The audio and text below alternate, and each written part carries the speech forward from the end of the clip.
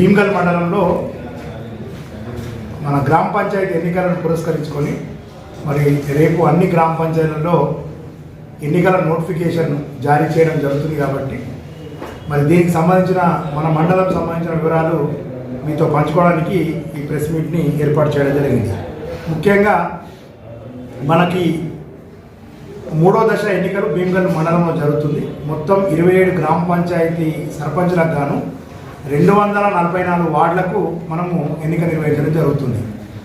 దీనికి సంబంధించిన అన్ని ఏర్పాట్లు కూడా మేము పూర్తి చేసినాం. సో దీనికి అసిస్టెంట్ రిటర్నింగ్ ఆఫీసర్ కూడా అపాయింట్ చేసినాం, మనకు శిక్షణ కూడా ఇవ్వడం జరిగింది. ముఖ్యంగా 8 చోట్ల అంటే ప్రధానమైన గ్రామ పంచాయతీ ఎక్కడ 8 చోట్ల నామినేషన్ స్వీకరణ కేంద్రాలను ఏర్పాటు చేయడం జరిగింది. ముఖ్యంగా బడా భీమ్గల్ తీసుకుంటే బడా భీమ్గల్ గ్రామ పంచాయతీలో బడా భీమ్గల్, చేంగలు, అదేవిధంగా రూప్ల తండ, 3 గుడిసెల తండ, ఈ 4 గ్రామాలకు సంబంధించిన నామినేషన్లు తీసుకోవడం జరుగుతుంది.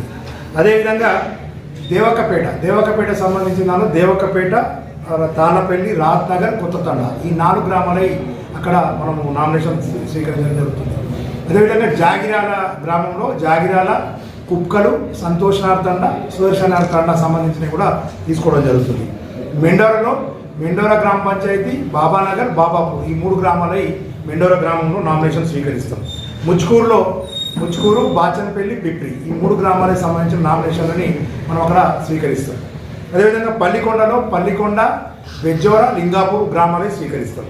సికింద్రాపూర్, గోన్గోపుల, అదేవిధంగా పెద్దమకాడి తండ, ఈ 3 గ్రామాలని మనం అక్కడ స్వీకరిస్తాం. చివరిగా 8వ సెంటర్ పురాణపేటలో దేవన్పల్లి, పురాణపేట అండ్ కారపల్లి, ఈ 3 గ్రామాల నామినేషన్లు స్వీకరణ జరుగుతుంది.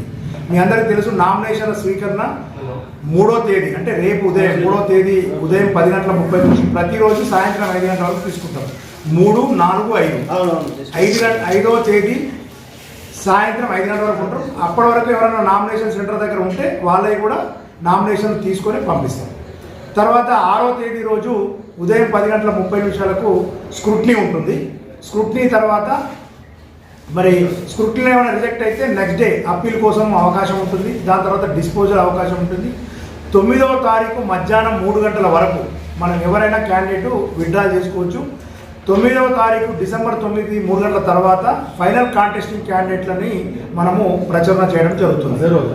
అదే రోజు ప్రచురణ చేయడం 3 గంటల తర్వాత ప్రచురణ చేస్తున్నాం. దాని తర్వాత 17వ తేదీ రోజు మన మండలంలో భీమ్గల్ మండలంలో ఎన్నిక జరుగుతుంది. ఉదయం 7 గంటల నుంచి మధ్యాహ్నం 1 గంట వరకు పోలింగ్ జరుగుతుంది. మధ్యాహ్నం 2 గంటల తర్వాత కౌంటింగ్ స్టార్ట్ అవుతుంది. ముందుగా వార్డ్ మెంబర్ కౌంటింగ్ చేసి డిక్లేర్ చేస్తాం. తర్వాత సర్పంచ్ కౌంటింగ్ చేసి డిక్లేర్ చేస్తాం. దాని తర్వాత వాళ్ళందరికీ ఎన్నికల పత్రాలు అందజేసి అక్కడనే ఉప సర్పంచ్ ఎన్నిక కూడా చేసి మనము సర్పంచ్, ఉప సర్పంచ్, వార్డు మెంబర్లు ఎన్నిక చేసి దానికి సంబంధించిన ధ్రువపత్రాలు వాళ్ళకి అందజేసి ఆ మెటీరియల్ అంతా కూడా మన మండల ఆఫీస్లో డిస్ట్రిబ్యూషన్ రిసెప్షన్ సెంటర్ ఉంటుంది, ఇక్కడ హ్యాండ్ ఓవర్ చేస్తే వాళ్ళ డ్యూటీ అయిపోవడం జరుగుతుంది.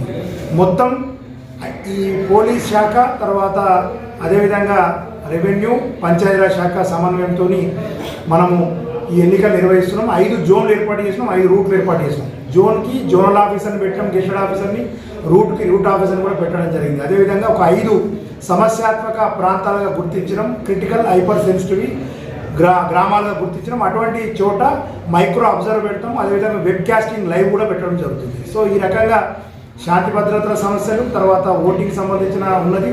అదేవిధంగా ప్రజల సౌకర్యార్థం, ఓటర్స్ల ఎవరైతే పోటీ చేసే సౌకర్యార్థము ప్రతి నామినేషన్ స్వీకరణ కేంద్రం దగ్గర ఒక హెల్ప్ సెంటర్ పెట్టాం. అక్కడనే నామినేషన్ పత్రం ఇస్తారు.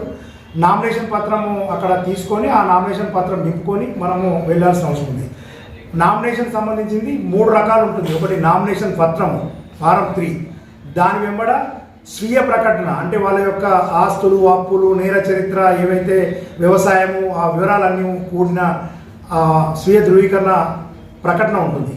దాంతో 3వది నేను ఎన్నికల ఎక్స్పెండిచర్ని ఇస్తా అనే ఒక డిక్లరేషన్ ఉంటుంది. ఈ 3 రకాల ఫామ్స్ని మనము నామినేషన్ ఫామ్ పెట్టి, మీకు రిజర్వేషన్స్ కనుక ఉంటే ఎస్సీ, ఎస్టీ, బీసీ రిజర్వేషన్ ఉంటే క్యాస్ట్ సర్టిఫికేట్ పెట్టచ్చు. ఆ క్యాస్ట్ సర్టిఫికేట్ మీద చాలామంది ఫోన్ చేస్తారు. తెలంగాణ ప్రభుత్వం ఏర్పడ్డ తర్వాత 2014 నుంచి పాత క్యాస్ట్ సర్టిఫికేట్ అయితే చెల్లుతుంది. అది కాకుండా నామినేషన్ ఫారంలో పార్ట్ 2లో డైరెక్ట్ డిప్యూటీ తహసీల్దార్ గారితో సంతకంతో కూడా క్యాస్ట్ సర్టిఫికేట్ని మనం ధృవీకరించుకోవచ్చు. అదేవిధంగా మనం ఒక కొత్త అకౌంట్ని ఎన్నికల ఎక్స్పెండిచర్ సంబంధించింది తీసుకోమని చెప్పినాం. ఒకవేళ కొత్త అకౌంట్ ఇబ్బంది ఉంటే పోస్ట్ ఆఫీస్ అకౌంట్ కూడా తీసుకోవచ్చు. పోస్ట్ ఆఫీస్ అకౌంట్ ఉంటే కూడా ఆ ఉన్న అకౌంట్ని జీరో కూడా వేసి దానిలో ఏం ట్రాన్సాక్షన్ చేయకుండా జీరో వేసి కూడా అకౌంట్ ఇవ్వచ్చు. కాబట్టి 3 రకాల వెసులుబాటు కల్పిస్తున్నాం. ఎవరైనా అకౌంట్ సంబంధించింది నామినేషన్ వేసే రోజు ఇవ్వలేకపోతే కనీసం స్క్రూటినీ వరకన్నా ఆ అకౌంట్ ఫామ్ ఇవ్వాలని చెప్పి మీ అందరికీ తెలియజేస్తూ, మరి ఎన్నికలకు సంబంధించిన బందోబస్తు విషయంలో కానీ అదేవిధంగా మేము ఇప్పటికే నేను ఎస్ఐ గారు తర్వాత అందరం కూడా తిరిగి రావడం జరిగింది. ప్రజలు కూడా సహకరించాలి, ఎలాంటి సంఘటనలు జరగకుండా. ఏ డౌట్ ఉన్నా కూడా మా ఆఫీసులో మేము అందుబాటులో ఉంటాం. 24 hours మీరు కాల్ చేయొచ్చు. మేము తప్పకుండా మీకు సలహాలు సూచనలు కూడా అందజేస్తామని చెప్పి ఈ సందర్భంగా తెలియజేస్తాం. 2 గోన్గోపుల, 3 ముచ్కూరు, 4 బడా భీమ్గల్, 5వది బాబాపూర్. గతంలో ఇక్కడ ఇన్సిడెంట్స్ కానీ గత పట్టుకొని 5 గ్రామాలు సమస్యాత్మక గ్రామాల కింద మేము పోలీస్ శాఖ అండ్ ఎంపీడీఓ కలిసి మేము ఇచ్చిన గ్రామాలు కాబట్టి దీనిలో మైక్రో అబ్జర్వర్ ఉంటాడు. తర్వాత వెబ్ కాస్టింగ్ కూడా టెలికాస్ట్ అవుతుంది. సార్ ఒకటేందో పేరు ఉంటే ఎవరన్నా వేయచ్చు. ఓటర్ లిస్ట్లో పేరు ఉండాలి.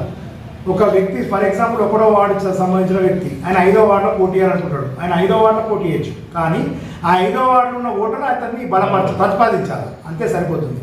సర్పంచ్కు అర్హత ఏముంటుంది, ఆ ఓటర్ లిస్టులో ఏ వార్డులో ఆయన పేరు ఉంటే ఉన్నది మనం పోటీ చేయొచ్చు. చిన్న ఏమంటారు ఇనీషియల్ తప్పు ఉంది, పేర్ల అది తప్పు ఉంది, ఆ క్లరికల్ మిస్టేక్స్ అంతా కూడా మేము తీసేస్తాం, దాని మీద పట్టించుకోం.